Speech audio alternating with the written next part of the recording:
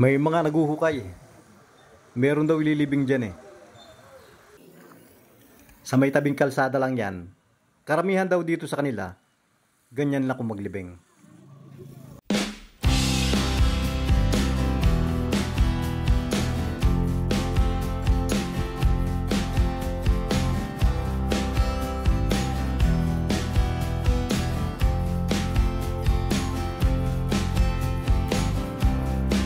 Magandang araw mga kabayan.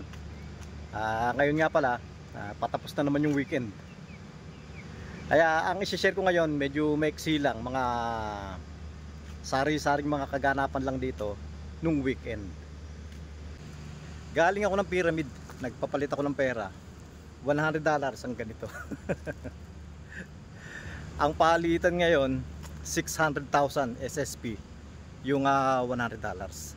Nung time na yan na nagpunta ako sa may pyramid para magpapalit ng pera, dun sa kabilang kalsada, tapat mismo ng pyramid, meron akong nakita doon, naguhukay. Meron kasi silang ililibing. At yung ililibing nga pala na yan, merong istorya yan na involved yung World Food Program. Hindi naman talaga yung World Food Program, pero yung isang sasakyan namin. Yung isang driver namin, hindi naman talagang kasalanan niya, kaya nga lang na-involve siya dun sa pagkamatay nung matanda na yon. Matandang lalaki yon na payat na. Nakikita ko yun eh, madalas yun dun sa tapat ng pyramid. At ang bisyo ng matanda na yon, manginginom. Yung local wine nila dito, lagi daw lasing yon. Ang nangyari, nung pumarada yung sasakyan ng WF doon, merong hinatid na isang stop. Nanghihingi daw ng pera yung matanda. Parang namamalimos ganon, kung magkano lang ibigay sa kanya. Hindi pinansin nung driver. Ang sinabi lang, wala daw siya pera. Ang ginawa ng matanda, nung paalis na yung sasakyan, humawak dun sa sasakyan at nagpatumba. Kusang nagpatumba. Tapos nung huminto yung sasakyan, pumunta doon sa ilalim ng sasakyan. At nasugatan ng maliit. At ang nangyari, ayun, nakulong yung driver namin. Pati yung sasakyan, yung sasakyan na na-involved doon, nandun pa rin sa pulis hanggang ngayon. At yung matanda, dahil nga meron siyang sugat na maliit, nagpa-hospital pa. Gusto nga magkapera. Pero ano yun, 2 linggo na mahigit yun, na-release na sa hospital yun. Kaya nga lang, nung last Friday, namatay yung matanda na yon. At ang sinisisi ng mga kamag-anak, dahil daw dun sa pagkakabangga dun sa matanda. Ayan yung naguhukay oh. Diyan lang daw ililibing yung bangkay nung matandang lalaki. Sa tabi lang mismo ng mga bahay nila. Dito lang to sa may tapat ng Pyramid Supermarket.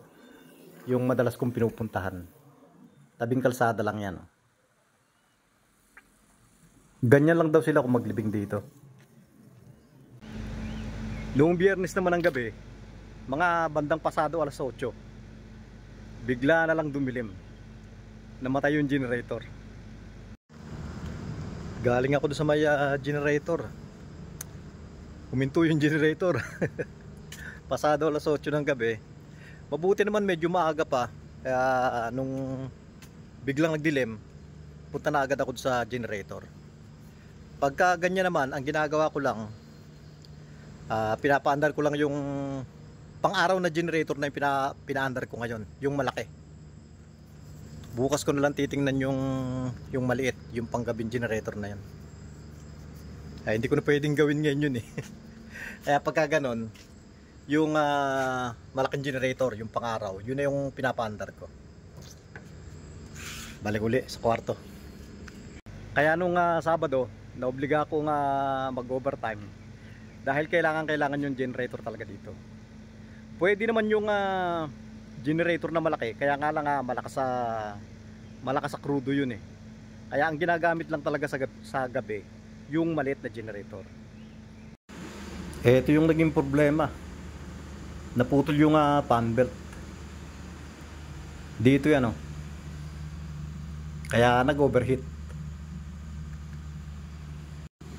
Okay naman yung bearing ng alternator, pati yung sa water pump. Belt lang talaga.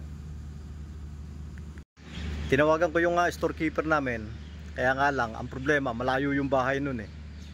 Ang sabi ko na lang sa kanya, ako na magbabayad nung pamasahe niya, yung sa boda-boda. Papunta rito at pabalik daw, 5,000, 10,000 yun. Sa pera natin, 100.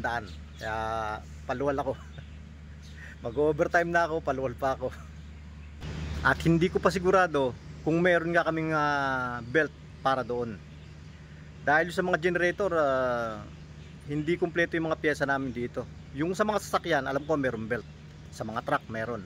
Pero yung sa generator, hindi ko sigurado kung merong available. Ito nga pala si Mr. Koy. Mabuti naman meron ng belt. How are you, Koy? I'm doing good. Sorry for disturbing. No problem, no problem, brother. It is the same our work. We are doing the same thing. Okay, You're thank you. also disturbed. We are not supposed to work on Saturday also.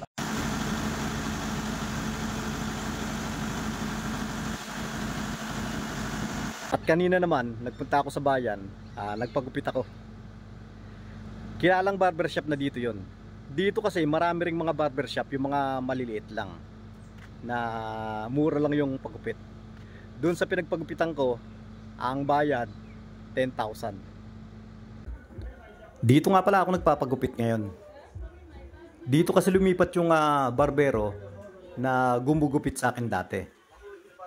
Nung huling punta ko kasi dun sa barbershop niya, iba na yung mga tao doon. At may nakapagsabi nga sa akin, lumipat daw dito sa barbershop na to. Mga barbero nga pala nila, mga Ugandan. At yan lang po muna sa ngayon mga kabayan.